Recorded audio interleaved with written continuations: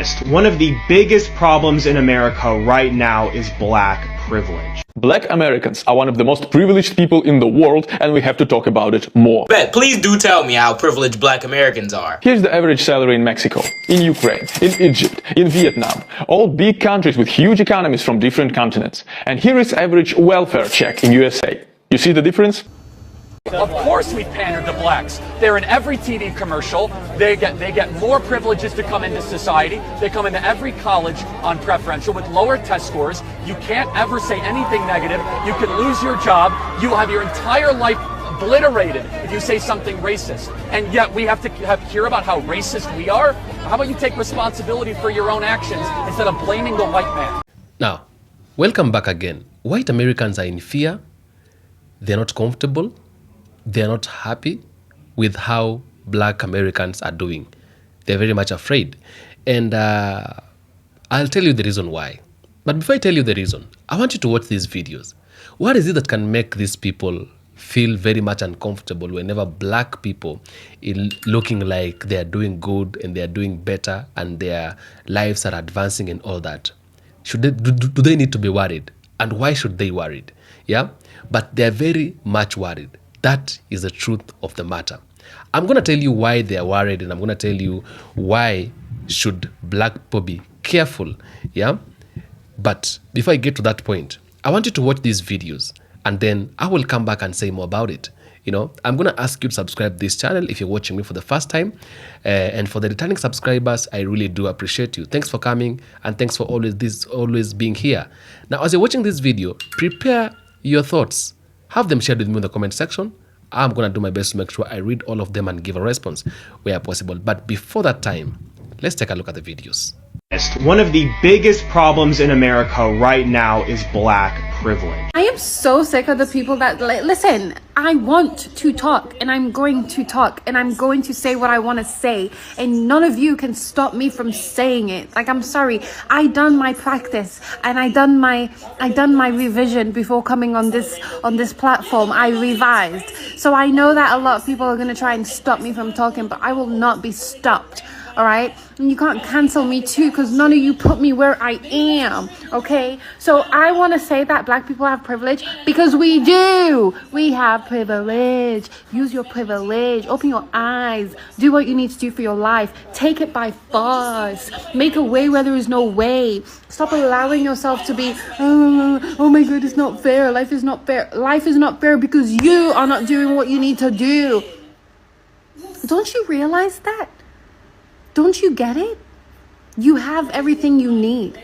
When you're black, you're never really alone, because there's always some racist white boy obsessing over you. So what he does is he cherry picks a bunch of headlines that make his story look good, and he cherry picks one city with a large black population and a large Asian population, all of lower economic bracket, all living together, with the Asian population having a greater chance of economic mobility than the black population. And poverty, as it has always done, leads to crime, because poverty creates the desperate circumstances which makes crime seen as a valid alternative. If you really wanted to end crime, you would increase social safety nets so no one ever felt desperate enough to commit crime. But anyway, I just find these right-wingers so insane. Right now, Donald Trump and Republicans are trying to reach out to black people. But on the other hand, they still have people like this dude demonizing black people. Even when it's politically advantageous for them not to be racist, they just can't help themselves. I guess it's in their blood or something. I have a theory about why black women and white women are having such a hard time getting along, and it starts with a story. When I first started teaching, I was in a teacher training program with 3 other women. 2 of them were black and 1 of them was Indian, and we started teaching at the same school, the same grade, at the same time. One of these women, a black woman, completely excelled. She did so much better than I did at literally everything. Classroom management, her test scores were high. She was excellent at literally everything. And something about her excellence didn't sit right with me. I just didn't feel good about it, and I couldn't figure out why I didn't feel good about it. It was internalized racism, but I didn't know that yet. So I had to sit with this idea of her being better than me and trying to figure out why it didn't feel good and feel comfortable for me. And of course, at the time, I didn't know that I needed to do the work of anti-racism, so I didn't think it was possibly because I could have internalized racism.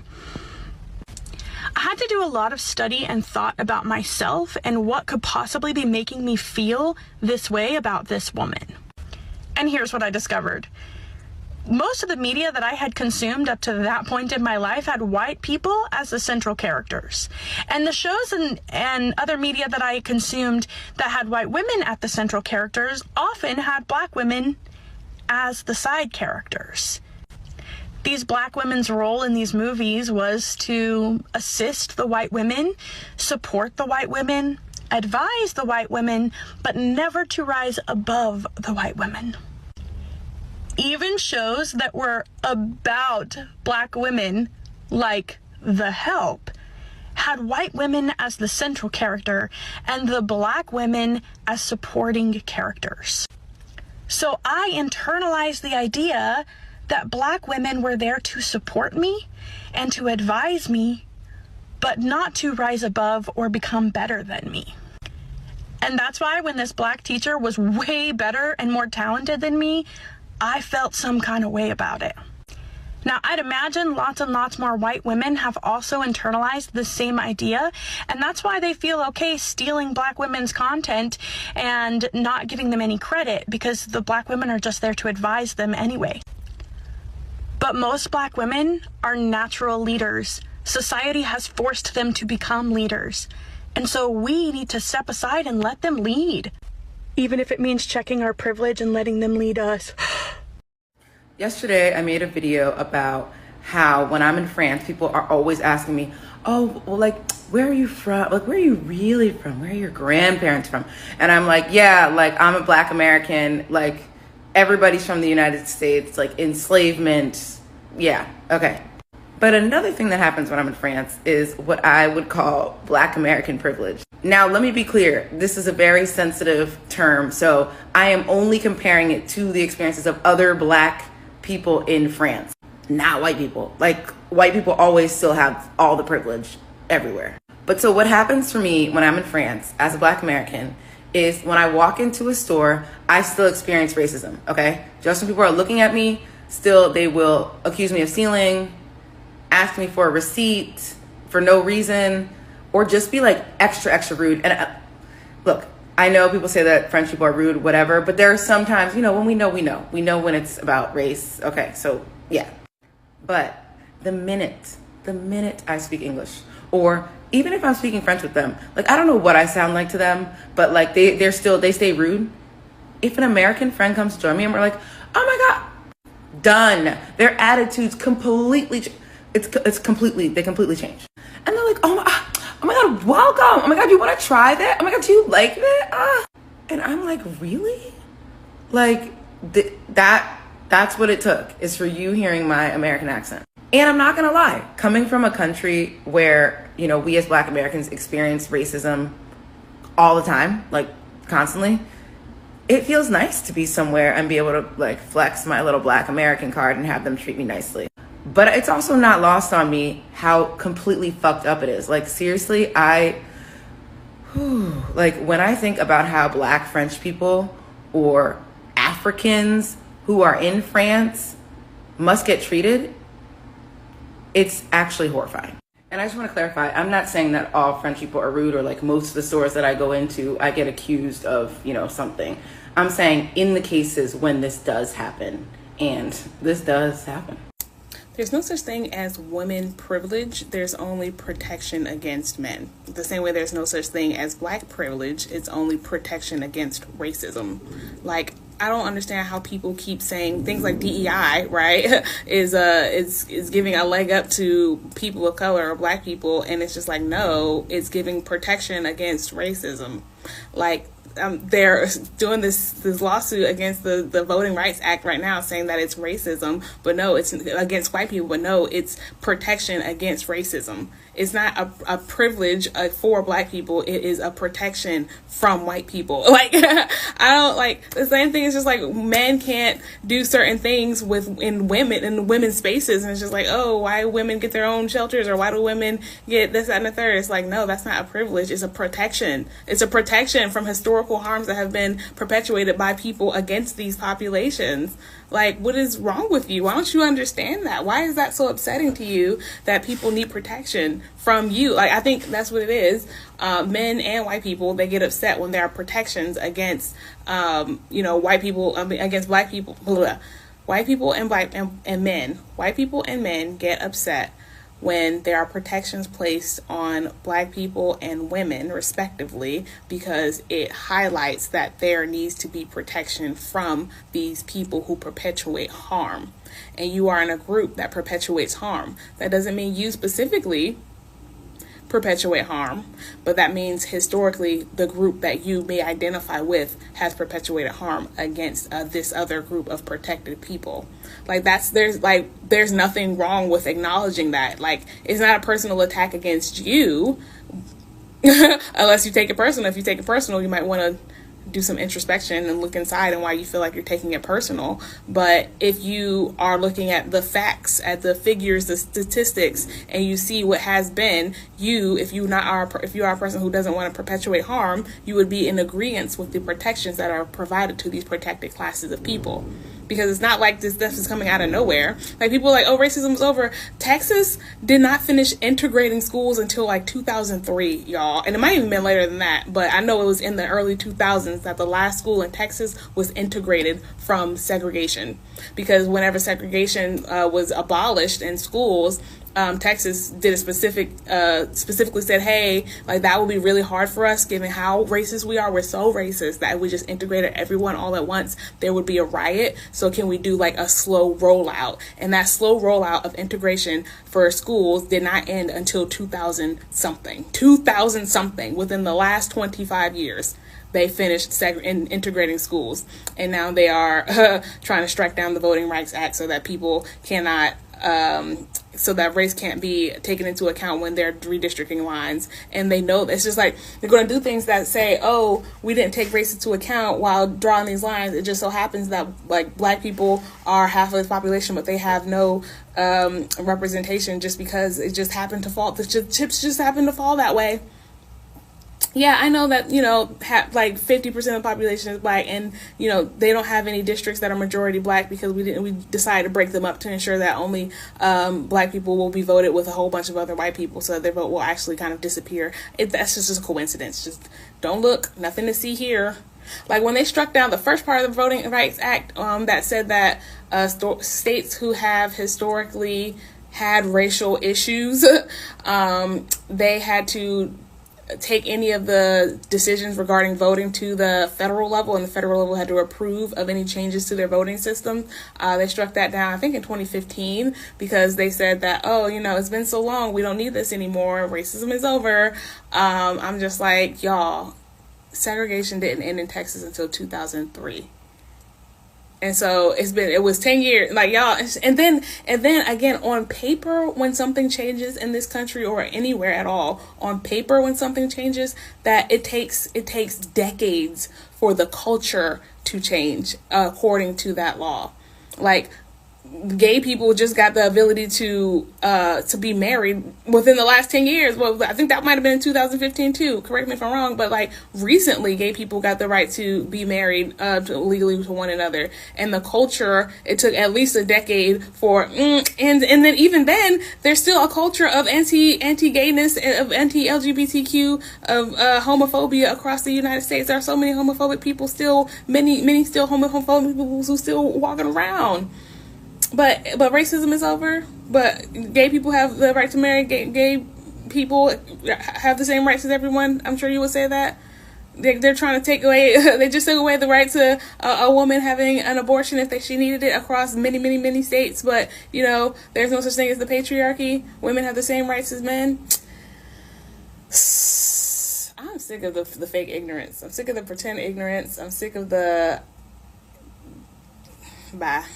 Us as black people, and I'm calling out everybody black, we have to create our own black privilege. We have to. It's non-negotiable. What does that look like? I was on a plane sitting first class. There was a little girl walked by me. She had her backpack on. She was so adorable, and she just kept staring at me. And I said, "You are so pretty." And she goes, right, she looked away. I said, "No, you are so pretty." And then I heard her ask her mom, like, about me sitting up front, right? What that means. Her mom said, oh, that's first class. And she said, Mommy, why we can't sit here? So they're having this quiet conversation. Right. They get in their seat. I told the stewardess, go get that little girl.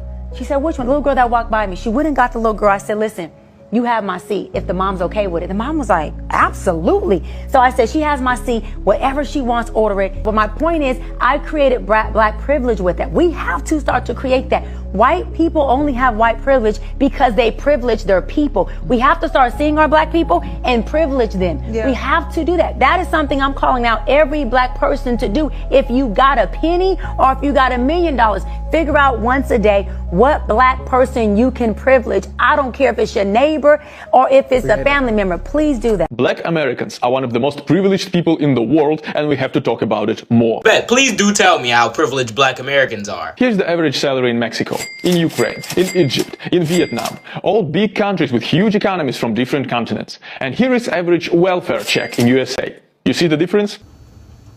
You missed already. I guess cost of living just doesn't exist. Cost of living in Mexico compared to the United States, Ukraine compared to the United States, Egypt compared to the United States, and Vietnam compared to the United States. So while we can just say, oh, these are very big economies and look at the difference in wage compared to the welfare checks, we must take into account how much money it actually costs to live in a given society in order to determine whether or not these things are disproportionate. And given that in every fucking country you just mentioned, the cost of living is so much lower than the United States, you can understand why the difference is there. Also, this video is supposed to be about how privileged black people are, but the first thing he talks about is welfare checks. Also claiming that a group of people are privileged because a welfare check was set at an amount that's higher than another country's wage is fucking dumb, considering the people that live in the country with the welfare checks are considered poor for that country in that economy that they need to live in. So saying, oh my god, you're considered poor here, but you wouldn't be in a different country is as dumb as saying, oh, you were just raped? Well, guess what? People have died, so you must be privileged. People all over the world have to work hard for this money, while people in America are getting more for doing absolutely nothing, just because they are born in the United States. Miss number 2, it'd be a damn shame if the majority of people on welfare are actually working. Because, oh yeah, while we can complain about how high the welfare checks are compared to other countries, it isn't even enough to live in America off of, which forces people who are even working full-time to still work a job while being on government assistance. Again, because while we can play oppression Olympics, context matters. Now just imagine being born in Harlem, New York, one of the richest cities in the world, in one of the richest countries in the world, and complaining about not being able to get out of the ghetto,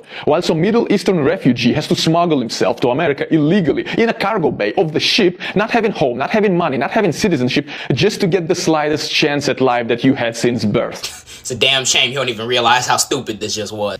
Level 1, let's talk about your logic. This essentially boils down to don't ask for anything more if you're already receiving more than somebody else. Which, for obvious reasons I would hope, makes zero fucking sense. That Middle Eastern refugee who had to smuggle himself on a ship in order to make it to America has it measurably better than a Southeast Asian kid who will live and die in the same village buried under plastic and trash from our pollution. Does that mean we should make no effort to make it so that Middle Eastern refugees shouldn't have to smuggle themselves into the country to have a good life? Does that mean that those Middle Eastern refugees should just shut up and acknowledge the fact that they're more privileged than somebody else? Fucking no! And if you say yes, then you're counteracting everything your entire video is about. Hence why Oppression Olympics is a dumb game to play. Level 2 of why this is stupid. Let's run the actual numbers. Seeing as you mentioned refugees coming to America, let's compare them to black people in America. Again, context matters. After 5 years in the United States, refugees have a median household income of $22,000. After 15 years, that grows to $37,000. And after 50 years, it grows to $67,000. Black people in the United States had a median household income of $30,400 in 1970.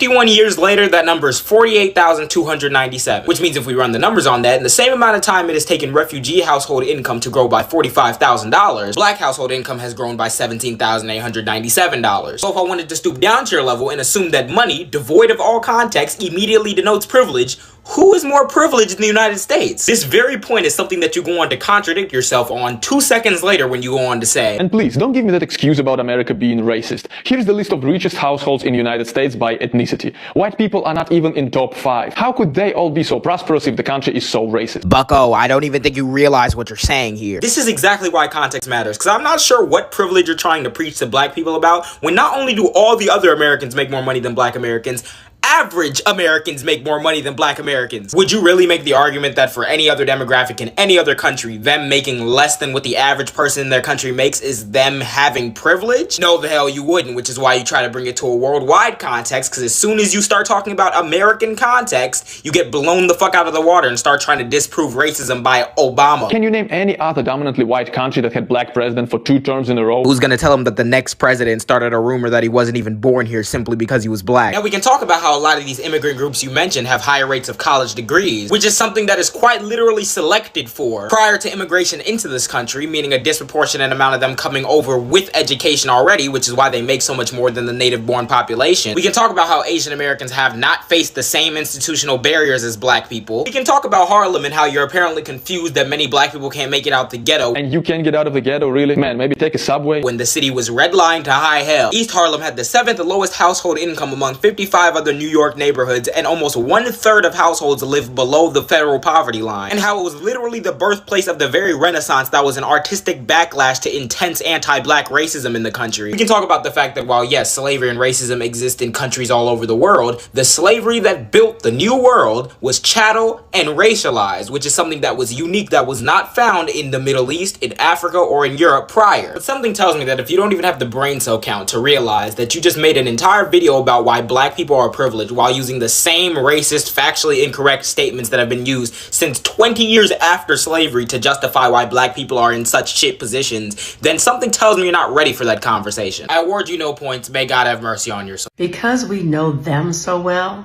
because we had to be able to survive in this country, I forget how much white people don't know us. But videos like this one. You're still gonna be black, and we're not. Stop trying like a Don't try. It is. Great. You know what's great? You see this? You're still gonna be black, and we're not. Make sure you tell them you're I'm still white, you're still black. And this one. You people are jealous that I'm not dependent and neither You're jealous because you are not white. Whoa. I hate that for you. That's the only problem. That's not my What? I don't want to be white. I want you to be Mondale, white. please. I wanted to be nice. You don't know how to be nice. You came out with a passive attack. No, you I thought didn't. was gonna be you. You thought it was Show me just how very much they don't know us.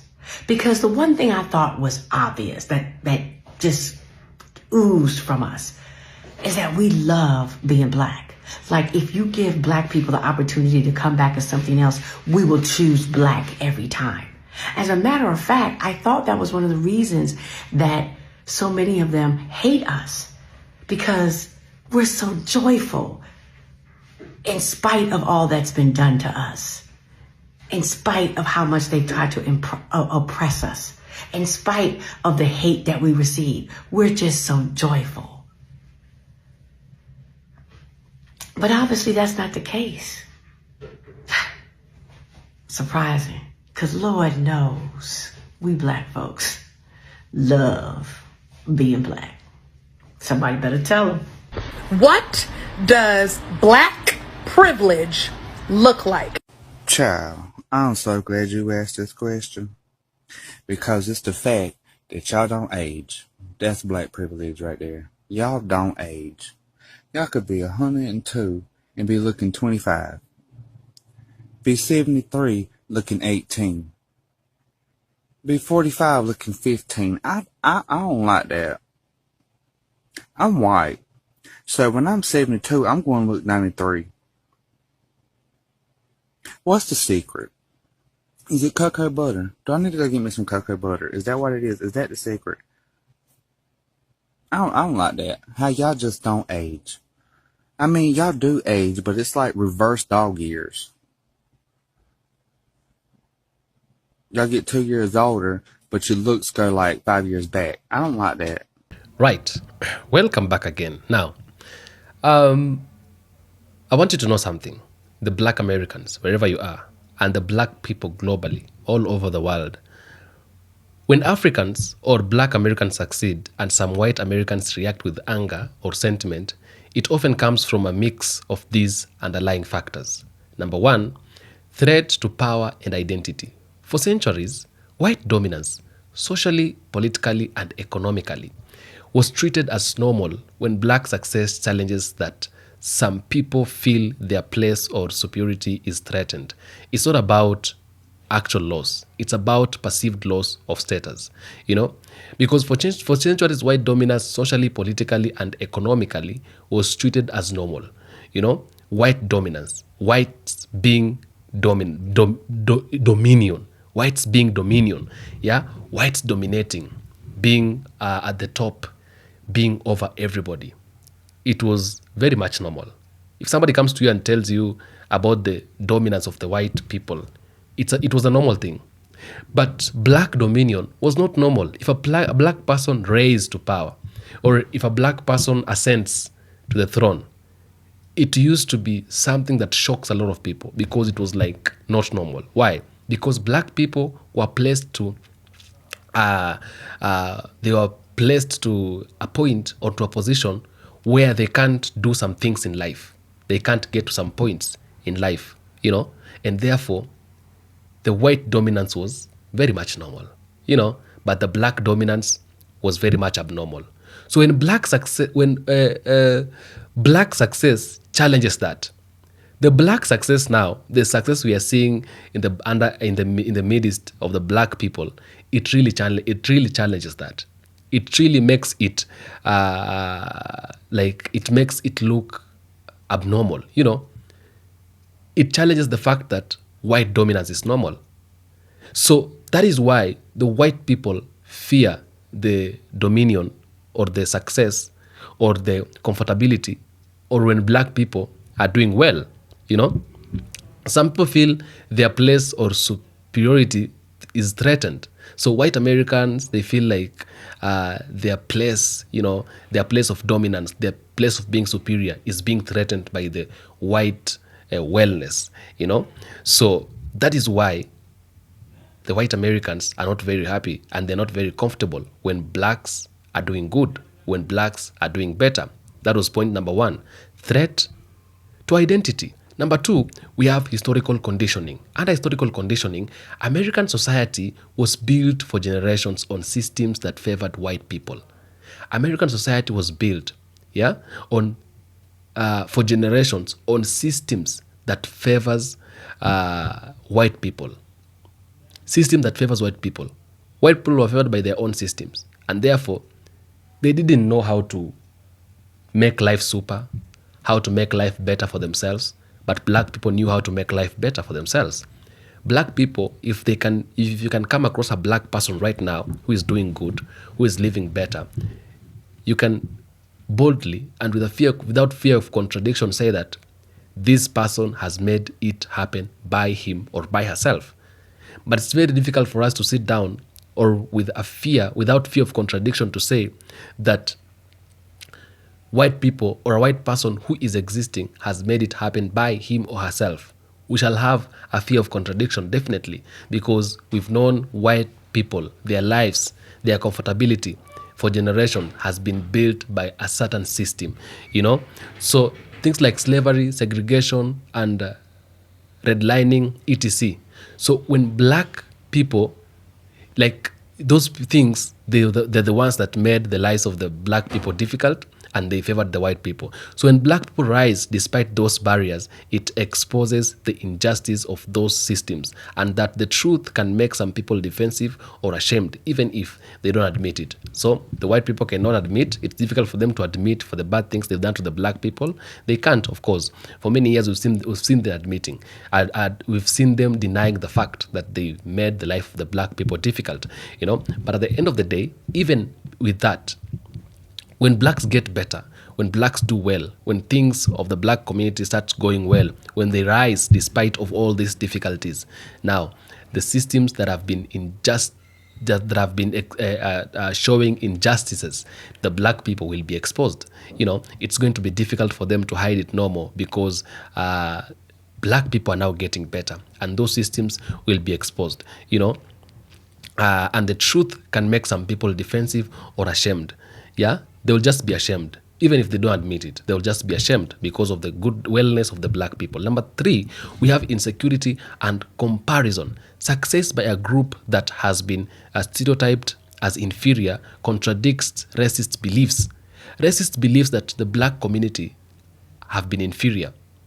They believe that black community is a group of people which has been inferior.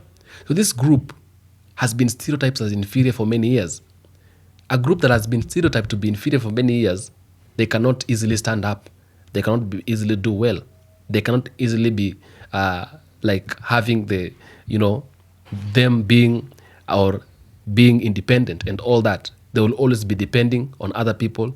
They will always want to be favored by other people. They will always look bad. They will always look their suffering, But now, if black people start getting well and doing better, it means what they've said about the black community, or what they've said, how they've considered the black community inferior for many years, it means now those systems, stereotyping the black people as inferior will contradict with their beliefs. It will go against their beliefs because they've made out to the world to know that the black community have been inferior. Yeah. So instead of changing their worldview, some double down with anger, mockery, and denial because it's easier than facing that their assumptions were wrong. So what they will do, anger will frustrate them. They will be frustrated with anger. They will have to face down. They will have not to look to the black people directly. They will be ashamed, because they won't accept that their assumptions were wrong. So they must get angry. And they feel like it is not comfortable when blacks are doing better. Number 3, we have media narratives. The media often magnifies black struggle but minimize black success. They magnify black struggles. When blacks are struggling, the mainstream media will report that. They will show that out to the world. That is why, even in African countries, there are people in America and out there who fear coming back to Africa. Some of them are African Americans because they say or they believe blacks are living, they don't have houses. In Africa, there is no homes. People are sleeping in the forest and in bushes. That is what they believe. Even today, I'm telling you for a fact. Somebody was talking to me, an African American, and she was telling me, there's people in America who still believe that Africans still live in bushes. There is no houses. Especially those people who don't get to the news. They don't have the gadgets and all that. Many of them believe, and many a times those old ones, they believe that. And why? Because the mainstream media showcase the bad side of the black people. They believe there is poverty in Africa, there is what in Africa, there is no food, there is anger and all that, because the media showcase the bad side of the continent. They don't show the good side of the continent, So they only report they only magnifies the black struggle, but they minimize the black success. So when there is a black success, or on the side of the success, on the good side, they don't report that. They don't magnify it. They minimize it. So when you're sitting somewhere, you're feeling like, in the black community, there is this, there is that, and all that. But in real sense, that is not what it is. Yeah. So when the narratives changes, when black people are thriving, leading, or defining culture, it shocks those used to only seeing one version of the black identity. They feel like, this one shouldn't be true because we've been believing this way. How comes it's this way? How are we going to face our fears? How are we going to face now our narratives? How are we going to face our assumptions? We said this, we talked about this, we placed this out. How is it going to be possible? So that is how also things are happening, and it becomes very, very difficult for them to cope or for them to accept the growth or the development or the advancement or maybe the flourishness of the black people, the prosperity of the black people. It becomes difficult for them to swallow. Number 5, we have jealousy, disguised, and criticism. Yeah, many white Americans admire black creativity, culture, and resilience. That is true. They won't say it, but that is true. They admire the black culture, they admire the black resilience, and they admire also the black creativity. They can't just say, they can't just admit, but some don't. They feel like it's difficult for them to keep quiet, so they end up admitting. But some feel jealousy because they can't replicate that strength or influence, okay? They can't replicate that strength and influence. Because why? Because they feel like blacks cannot be stronger than us. Black not have that kind of an influence than us. So that jealousy often gets expressed as ridiculed or hostility. At its core, the rage comes from a fear of equality. They don't want to be equal with us. They want to be above us many times. That is what they've always wanted, to be above the black people. So the rage comes when they have the fear of equality, because true equality means giving up an earned privilege. Giving up an earned privilege. That is equality. White people have an unearned privilege. They didn't earn this privilege. This privilege is what they just, they were given. They received for free. They didn't earn it. Black people have earned, even if they will say that there's what we call a black privilege, it is a black privilege that has been earned, not that the one that has been given, like the ones for the whites. So giving up an earned privilege is accepting to be equal. But are they willing to give it? They're not willing to give it. But if black people do way better, it means it will be forced for them to give out the unearned privilege, because the nature will have exposed it itself. Now, that is what it is. That is why the anger is going round. That is why the anger is all over. They don't have anything to do. They feel like, wow, this one is going to be difficult. This one is not going to be easy. So they get to a point when they just have to express their anger because it's difficult for them to swallow. Tell me what you think in the comment section. That is just my opinion. I'll do my best to make sure I read all the comments and give response where possible. I want to know your opinion. Okay? Now, don't forget to subscribe. Don't forget to like and share and press notification bell. Be the first person to get every news as it really comes in. I am the African Streamline. Thanks for coming. Until next episode, peace be with you.